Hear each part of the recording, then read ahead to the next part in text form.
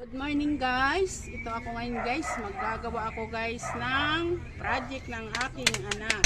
Kailangan niya kasi yan guys.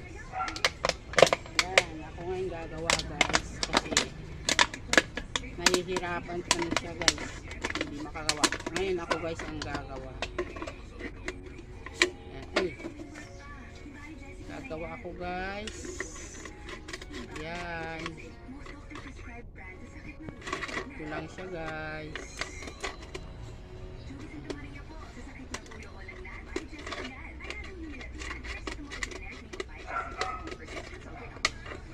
Ito yung ginagawa ko guys.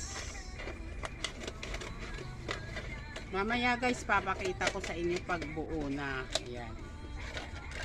Yan lang muna guys. Ito guys igaganyan ko lang to. Ayan. Ganito lang gagawin ko dito guys. Ganyan. Para magkaroon siya ng design. Yan. Kasi ano lang siya guys eh. Ano, hindi pwede maggamit ng ibang ano guys. Kailangan ganito lang. Ano. Pag ginanito ko na to guys, yung parang kalalabasan niya guys parang flowers. Ganun.